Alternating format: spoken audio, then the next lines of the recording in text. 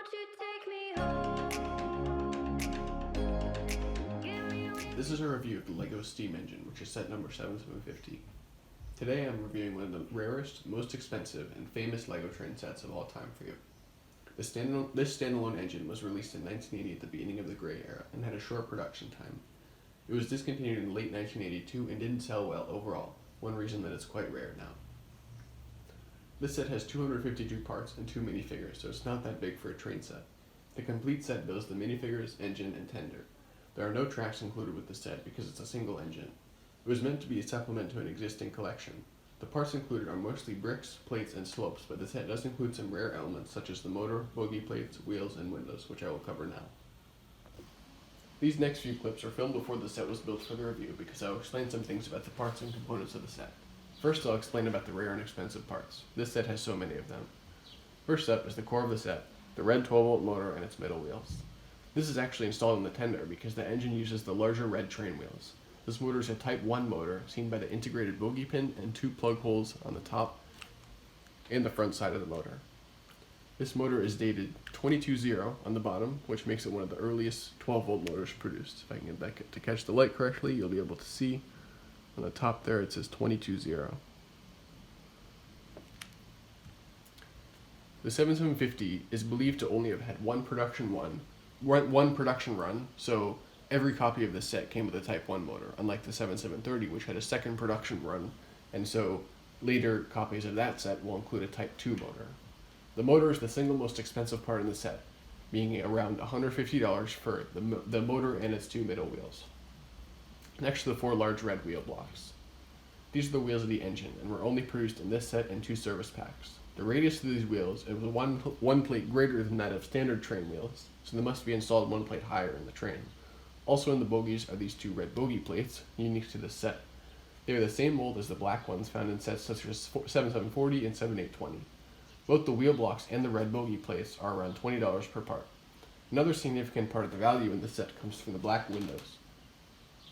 This set includes 2 of the 1x2x2 windows, also found in sets 7730, 7727, and 7810, and then 4 of the very rare 1x1x2 windows, which were only produced in this set and 7730, which I also own.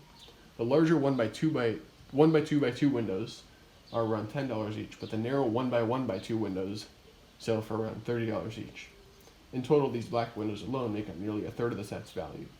Some of the other rare but not as expensive parts are the red buffer beams, also found in set 7715, 7727, and 7730, black weight bricks, cables, light bricks, magnets and magnet holders, steam cylinders, black train doors, and hoses. There are also 2 black 1x2 bricks with special cable holding cutouts included, which may or may not be unique to this set. I say this because there is some evidence to suggest one of these bricks may have been included in early copies of 7740 as well. One other thing to note is the stickered bricks and assemblies, which are up here. It's difficult to put a value on them because they are not often sold individually, but I would guess that a complete set of stickered bricks is valued between $50 and $70. While I have the set disassembled, I thought I should review the box with all the parts inside and the instructions while showing you something special I made. The outer box is in the same style as other train sets from 1980, with a styrofoam inner lining and a flip-top lid. One important thing to note is that there are actually 2 language variants for this box. This set was only produced in places like Germany and the Netherlands. It was never produced in the UK. So there was one actual box variant, which is the DFNL variant, which I have here. That can be seen by looking at the languages here and the panel on the right. But there's actually a very rare DKSSF variant, which is normally the rarest variant for all boxes.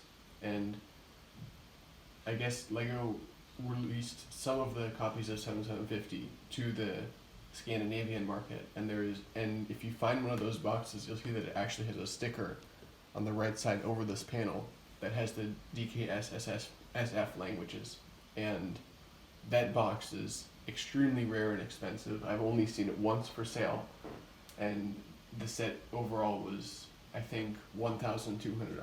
So that's about the box variants. Almost all box variants are this common DFNL variant. So on the front of the box there's inspirations for a couple of other models and then the main box art. And if you lift the lid, it shows some images of the set, including a child building the set, the contents on the right, and then showcasing the new lights on the left side, and some other pictures of the set. The original set had 2 green and 2 transparent plastic inner trays and a transparent tray lid, but those components are extremely rare and expensive now. To give you an idea of how expensive they are, I can say that the only sets that I have seen for sale, including the inner trays, are $800 minimum. I have not seen a set for under $1,000 with the lid. So instead, I use cardboard and tape to create a custom inner tray based off of the real inner trays. The 2 larger compartments on the left are where the green trays would be, and the section on the right with many smaller compartments are where the transparent trays would be. I also arranged everything in the box as close to a sealed set as I could. I'll put the link in the description of a Flickr photo album of a nearly mint and sealed box copy of the set by Holger Matthes. I figured out which parts were in sealed bags and tried to replicate that as closely as I could, although the stickered parts and assemblies were separate. On the right I have some of the more special elements, such as the motor, weights, stickered bricks and assemblies. Under this bag I have Bogey Plates, magnets, and hose components. I have the buffers, cables, and light bricks in this compartment under the bag here. And then, of course, the red wheel elements. The inner tray that I made lifts up in one piece, and underneath are the instructions.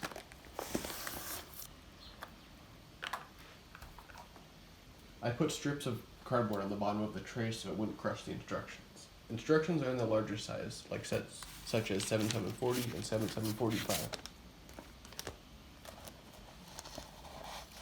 They include steps to build a main model, in addition to an alternate model.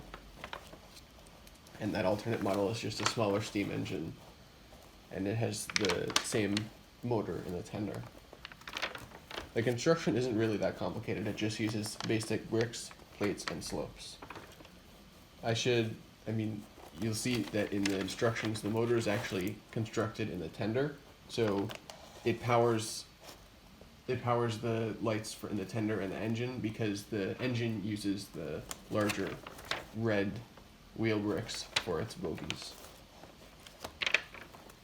And then the tender connects to the engine through this wire right here that plugs into the light brick. And you have to disassemble the part of the tender to actually fully decouple the tender from the engine. And then on the back of the instructions is the standard 1980 advertisement of the 7740, 7760, 7750, and a lot of different wagons, points, stations. My copy of the instructions isn't in great condition, but it's still holding together. The back of the box also shows some images of the set.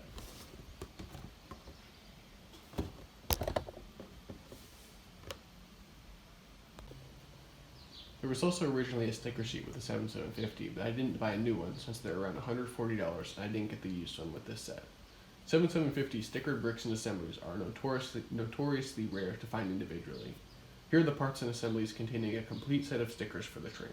The tonnage stickers and the DB7750 stickers are actually placed slightly incorrectly, which can be seen by looking at the box art, but I'm okay with it because the assemblies are smaller this way and are less likely to break and damage the stickers. I'll briefly talk about the light prism with a small 7750 sticker. Many people don't know that this is actually part of the set, but maybe in a future video I'll cover this in the sticker on the back of the 7760.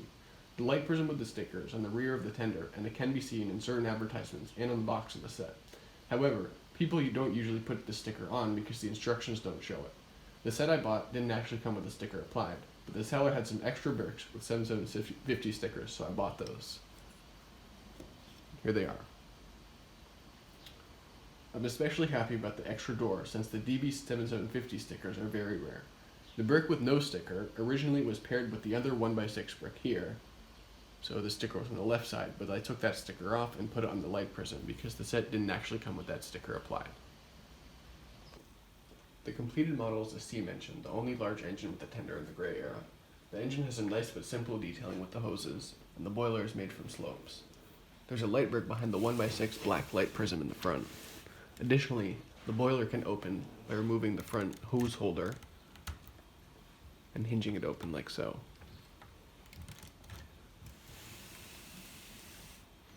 The cabin is fairly big, and the roof lifts off. You can see inside there's 2 minifigures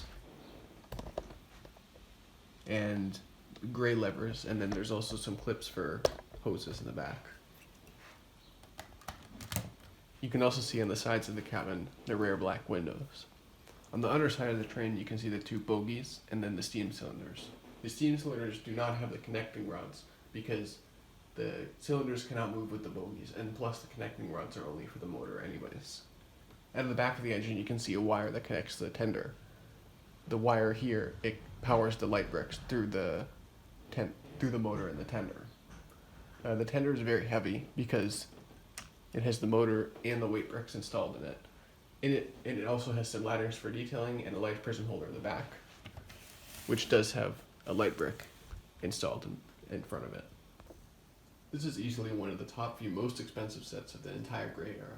You might get very lucky and find a copy for under $350 on eBay or a European local auction site, but typically these copies will have something wrong with them, such as a bad motor or missing rare parts. I've seen many listings at discounted prices, but people replace the 1x1x2 black windows with 2 1x1 black bricks, or replace the motor with a dummy motor. One other thing to be careful of is the replacement of the red bogey plates. The newer version of the red bogey plate with the 5mm pin instead of the 7mm pin is very cheap, and people will often replace the expensive 7mm pin versions, which are exclusive to the set and $28 each, with these cheaper variants. All of these subtle replacements take a lot away from the true value of the listing, so be careful to check for the expensive parts and always contact the seller before buying. I usually look on Bricklink, and the cheapest sets you will find there are about $450. Most will not have the instructions and may have missing stickers, and none will have the box. You'll see copies in nice condition from $500 to $600, usually coming with a complete set of stickers, instructions, and the outer box in varying conditions. Above $600, you'll usually find copies in very good condition, including some or all inner trays, in addition to the set, stickers, and instructions, an outer box, and maybe the resting sticker sheet. And I have seen listings, although rare, from $1,000 to $1,200 and close to new condition, including all bricks, a new sticker sheet, the instructions and original brochure, plus the box with all inner trays and the lid. I had never seen this set for sale sealed, but historical data says that the price of a sealed 7750 is somewhere around $4,500. Including shipping, I paid a little under $600 for my copy, and I think I'm pretty lucky to have gotten it for that price because everything is in nice condition. This is one of my favorite 12-volt sets. It was the only large steam engine produced during the gray era and includes so many rare parts. It's widely regarded as the most expensive gray era set and is one of the hardest to find in good condition. In addition to that, the design is simple but more or less realistic. It's the only set to include a tender as well, and the big wheels make this set special. Combined with 1 or 2 longer covered wagons such as the 7820, 7815, 7819, or even the 7740 wagons, this makes for a very nice train. This concludes my review of the 7750. Thanks for watching. I'm working on preparations for another large lab, which will include all 3 of my train sets and many remote-controlled accessories, so keep an eye out for that soon. Make sure to subscribe if you made it to the end. I'll see you in my next one.